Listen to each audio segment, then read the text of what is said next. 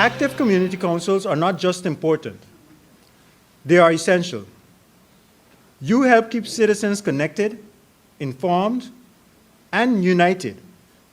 As councils, you provide a platform for residents to raise their concerns, advocate for the vulnerable, and ensure that your communities are not left out of broader decision-making processes. As a community council, you also play a critical role in solving local problems, building partnership and creating opportunities, whether it's organizing cleanup campaigns, supporting local businesses, or responding during emergency. I see you as a frontline essential organization on so many different levels. You empower people, and more specifically, you empower your community. The vital role of a community council was especially evident during times of crisis, such as hurricanes and the COVID-19 pandemic.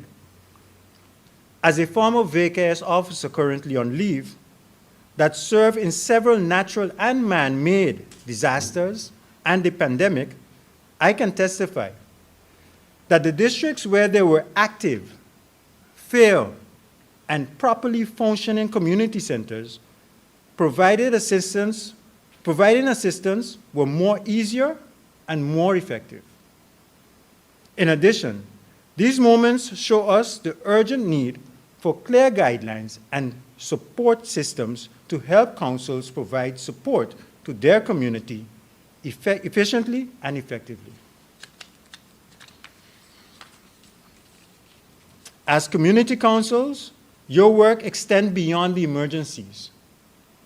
Community councils offer a space for civic engagement, especially for those facing social and economic challenges. You give people a voice and a seat at the table. Research and global experience confirm what we already know. Strong, active communities, councils, bring people together, build trust in local leadership, and lead to better and more responsive public service. More importantly to me, and this is something, when I say it's important to me, I want you to understand it is. It's not something I'm just saying, but it helps build patriotism.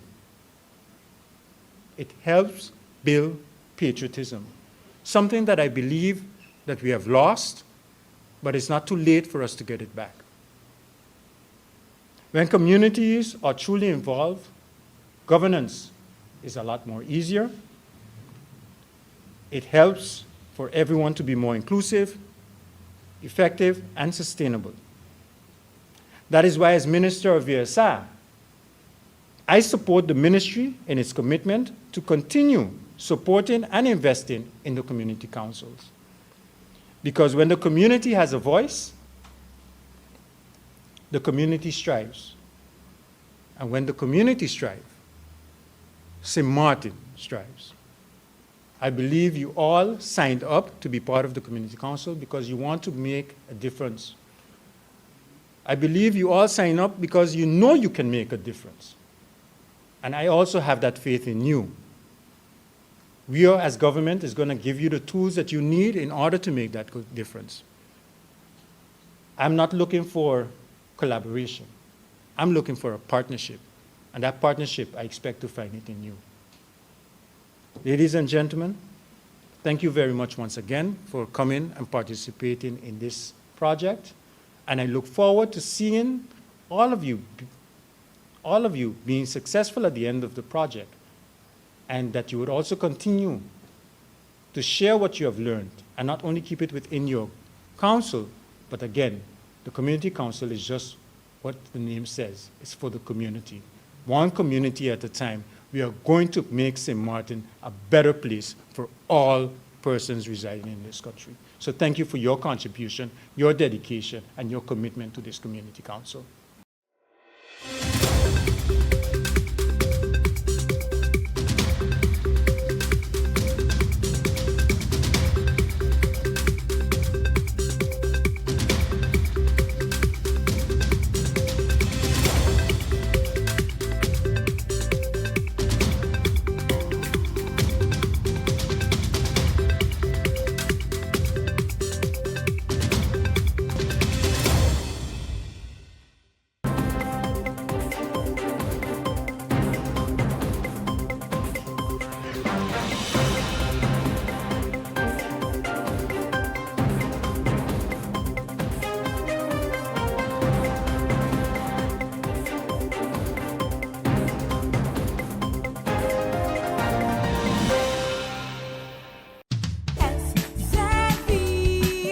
Your social and health insurances. SZV.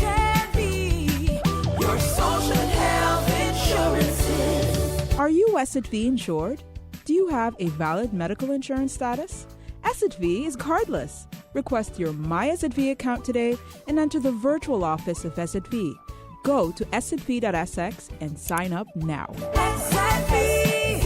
Yeah. Your social and health insurances. 24/7 TV programming on www.stmartinmediacenter.com, SXM Daily News, PBS NewsHour, Now You Know, Com programs, documentary, entertainment, sports events, Saturday children's hours, religion programs, and movies. Click on SXM TV broadcast to see your favorite programs.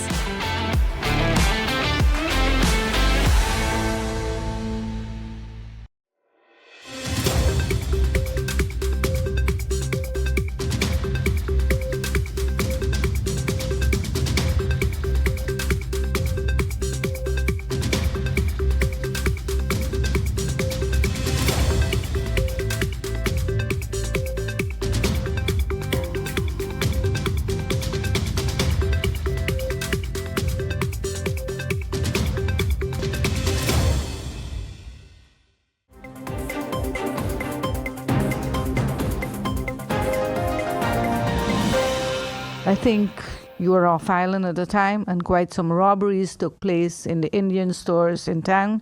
Some members of the business community, I don't want to say IMA because I know the board was not involved, met with the Minister of TIAT, acting Deputy Prime Minister at the time, sharing their concerns about the safety and security of the country. And you can see I skipped the Minister of Justice because I know safety and security falls under the Prime Minister. Very good. I'm going straight to the Prime Minister because I also know that they're asking for assistance from VKS. Yes. Very good. Where are we on this? Have you taken some kind of measures to restore some form of law and order in the country? Second thing, concerning the safety and security of the country, I received from the IMADO a letter with concern for the safety security of Philipsburg. I did receive the letter under the title of IMA, the IMA. Concerning, there is an increase in general of criminality actions in our community. I have been informed that it looks like there is an increase in criminality actions in Philipsburg. For example, now that we had 2-3 of them following each other on a short term, it creates the impression that it's increasing if you look at the overall incidents over a year, for example. And we cannot draw that conclusion for Philipsburg. That does not mean that we are not worried that these actions are taking place in Philipsburg, but it's not the correct conclusion to say that there is for Philipsburg an increase in these incidents in town. That is not the case. But still, I acknowledge that it's worrisome that these incidents happen in Philipsburg. Secondly, you're talking about security and safety, and also what we call openbare orde. That is what we call in Dutch. And then we have, of course, the Minister of Justice again. And I think safety, security, openbare orde is something that we have to do together. And of course, they requested also assistance from the VKS, of course. So I had already, coincidentally, a meeting since I started Monday already, because I know this is a burning issue. I had already a meeting with the Minister of Justice because I think this is a teamwork effort. And we decided that we are going to approach, of course, the VKS in combination with, of course, the police for the openbare orde, as we call it, to see if we can do something to contribute to prevention of these incidents. On the other hand, you have to realize, as I said, there's not a significant increase in the incidence for Philipsburg. Criminality incidence is around St. Martin and not only Front Street, Back Street, and Boardwalk. We have to understand that good government has a general responsibility for safety and prevention in our country. So as a prime minister, of course, I wanted to go good in our town because it's a center where we have a lot of agglomeration of tourism, and it's important for our PR that St. Martin and Philipsburg is a safe place for our tourists. But on the other side, I, as a prime minister, must not forget it's not only focusing on my prevention on town alone, but I have a responsibility for the safety of our people in general in our whole country. Secondly, VKS, we have also planned already a meeting. Not only I had a meeting with the Minister of Justice, but I have a meeting planned also with the police, head of police, and VKS, and the Minister of Justice and myself, for us to go into the discussing the possibility of that. And I think it's not correct for us to start now talking about this while the official meeting did not take place, but because you asked me that question, and for you to know that I'm proactive in everything, yes, indeed, we have already a meeting planned with all stakeholders, being KPSM, Minister of General Affairs, because he is the supervisor and the end responsible one for VKS, and of course the Minister of Justice. So there will be four stakeholders in this meeting, and of course we would like to see how we can actually contribute to increasing prevention for criminal actions in our country. Next to that, there is a third one, is of course the price tag. Everybody wants everything in this country, but everybody knows also that financially the country is encountering some challenges. And it's easy to say, put VKS in town, and let's put a shift of three times 8 hours, and then and the price tag of this is who is going to pay if this is not budgeted in our budget of our country. So in St. Martin, everyone wants everything the whole day, but we forget that everything that we want is related to a price tag. And if there is a solution, and I believe that criminality is a common responsibility of government, private sector, and also the citizens of this country. If we can get public, private cooperation and contribution financially, it of course will also help and smoothen the discussion about the presence of VKS, for example, on the request of the IMA, the Indian Merchants Association, for example.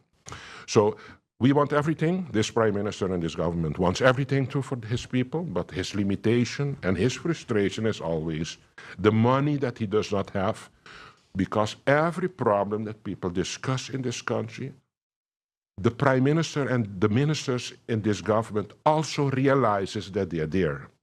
But solution comes with a price tag, and our biggest challenge is to get a budget that is actually sufficient to actually service all the desires of everybody in this country. I wish and I hope one day to get this country at that level that we have more financial space to do what we have to do for the people of St. Martin. You referred to that the perception that there's an increase in crime in Philipsburg isn't true.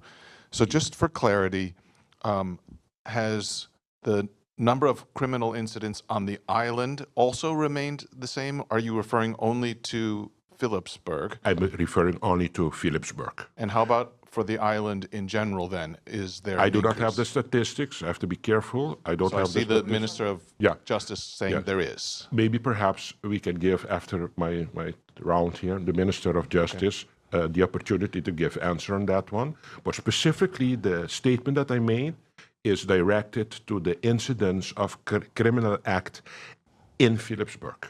Okay. So we see, of course, things happening that we disagree with, that we think is not good, but because we have some intensity of recurring action now, we think, it's increasing for Philipsburg. But if you take the statistic in general, you spread it, it appears not to be more than the former years. So again, in clarification, so while we refer to statistics are a funny thing. Yeah. And it doesn't comment necessarily to, let's call it the severity or the level of aggression in those crimes. No. So that is not measured in your statistics We're because talking there about is a the perception amount that of incidents. there's more armed robberies, more Exactly. violent. So Yeah. that isn't No. taken into account No. in your statistics. No. Okay.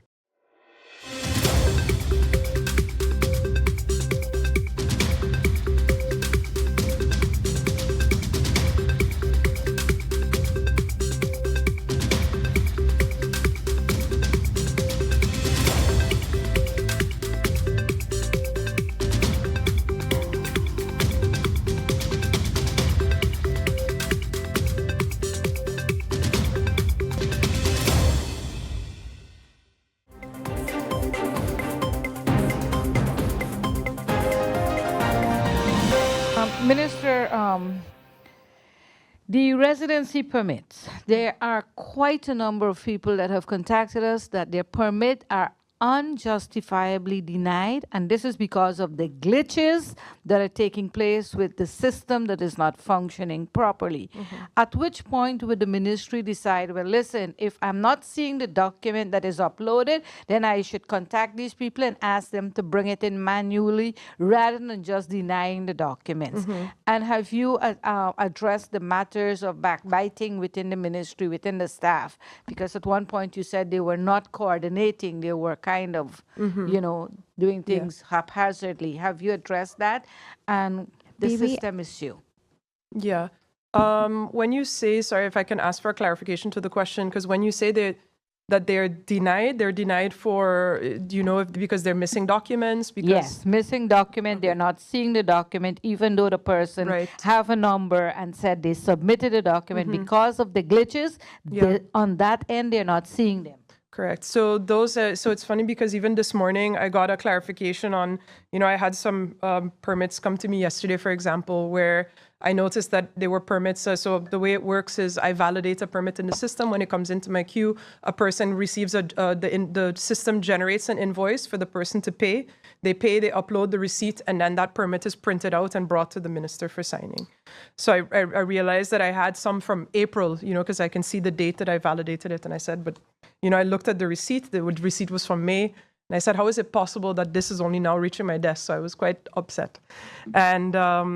And with the story, what I was told today was, these were a couple cases in which the person paid, but then the receipt didn't go into the system.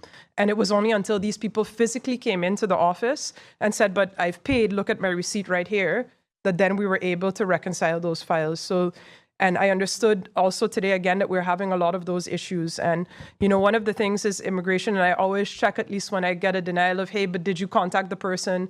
Did you give them another opportunity to bring in these documents? And I urge individuals also to really double check that the email address that you put into the system is the correct email address. Or if that email address has changed, that you also come and say that the email address has changed. And there are a lot of things that are not working as they should in the system. And I've said that we are planning to integrate over to a new one. We were hoping that would take place in August, but I have to see how far we are because we've really been in the process of even kind of redesigning the formats for the permits, going through the requirement lists. We're trying to make the list more efficient, where sometimes we're maybe asking for too many documents. There's a lot of things that I see that I don't think make a lot of sense, and I think we're making people jump through hoops for no reason. So we're really looking at streamlining all the different processes. So it will improve. I know it's not improving at the speed that everybody would like to see, but of course, these types of IT fixes take time as well, and we want to make sure that when we roll it out, that it's working properly. So, one of the things that we want to do, for example, right now for the new system, once that's launched, is that all your permits will be in English instead of them being in Dutch, because I think, especially when you're looking at your issuing permits to foreigners that contains language on it, that if they don't adhere to, that they get into problems. And I think then it's only fair for us to issue those permits in English to make sure that they understand everything. I think at least if it's in English rather than Dutch, even I know we do have people that don't speak English as well, but I think at least that's easier. So we're working on that and also at streamlining issues within the department as well. Thank you, Minister. Emma? So actually, I will kind of tag along on my colleague's question. One of the things that you hear very often is that as people apply for permanent residence, it comes back with you have a gap in your residency. But one of the things that I've heard is that they've applied for their work permit on time, but because VSA was too slow granting the work permit and didn't comply with their time frame as per law, they can't apply for their residence renewal until they have their work permit. What would you do in that situation? If the individual applied timely and correctly, submitted their documents to VSA, but they didn't get their permit in time, and therefore it delayed their request for residency, and then they get a gap, and then they can't become permanent. How would you, as minister, handle that? I mean, I think one, of course, I'm putting on my lawyer hat here for a second as well, and not necessarily my minister hat. Everybody has an opportunity to object or appeal any decision made by a government body. I think in this case, when it comes to that gap, a lot of times what I see too in permits is you will already have on that permit, you'll see the dates that are relevant. Let's see, you'll see your history on that permit. And it's not, and already they would see the gap from before, but it's only until they go and request that permanent residency that then immigration says, oh, but okay, you had a gap in permit number 3. So therefore now you do not yet qualify, and then we'll say you qualify in 2 years if you submit everything on time. And so, I think it's important for individuals to keep in mind when you receive that permit, if you see that gap, make an objection and bring in your paperwork from labor to show that, okay, I was on time, labor didn't adhere to their timelines, and therefore I have this gap. And then, of course, based on that, the Minister of Justice has discretion to say, okay, well, I will waive this gap because I understand that situation. But don't wait until 3 years later. I think it's important to keep an eye on it at that point and then file an objection and then see if we can if we can fix that in there. Or even, I think in that case, even if it's a later permit, if you still have all the proof, of course, that becomes a little murkier if you're 5 years down the line. But I think if they have the paperwork, submit that objection. We have an objection committee at the immigration office as well that handles objections. So we're happy then to look at it in that perspective. But the minister does have that authority in some instances, if it's justified, to waive the gap.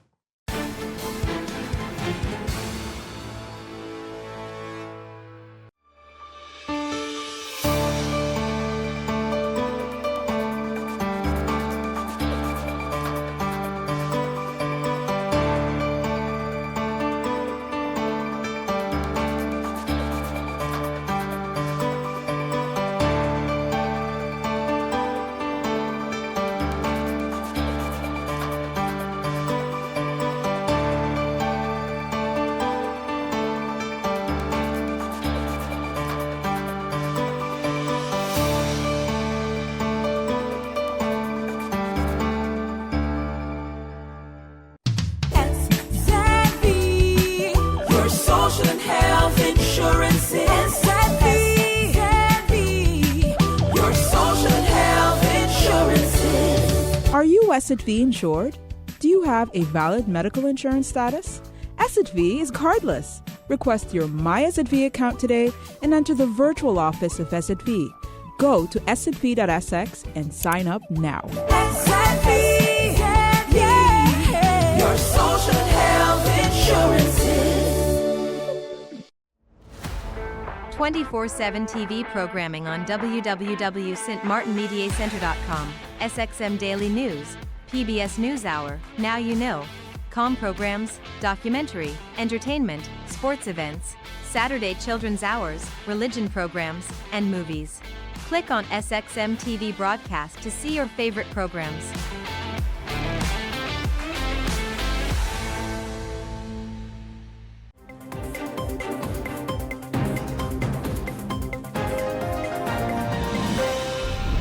Opposition spokesman on education Damian Crawford had put forward a proposal to extend the school day by 2 hours to facilitate academic support. But the Jamaica Teachers Association is rejecting that proposal.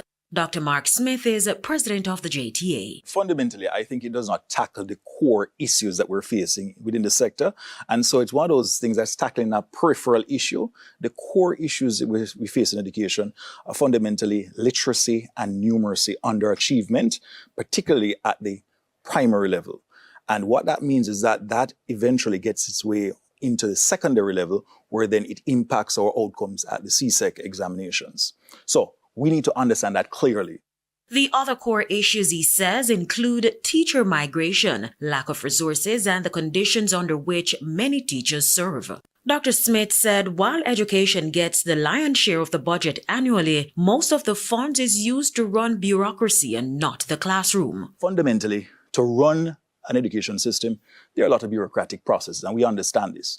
But the truth is we have to get more money impacting what happens in the classrooms when we start to break down the per capita spend on each child, how the amount of teaching resources, the quality of the infrastructure in the schools, addressing critical safety and security issues within school. These are the things that will ultimately have a greater impact. The JTA president believes that if the literacy problem is solved, then this will ultimately impact the potential of the labor force. Additionally, Dr. Smith noted that schools are already extending the school day with extracurricular activities. With climate change, the temperatures are going up globally. To stay an additional 2 hours for many children, they become, remember, these are children, they are not little adults. And that level of focus that they need to have, they after a while start to suffer from fatigue. We have to think about the teachers. They have families too.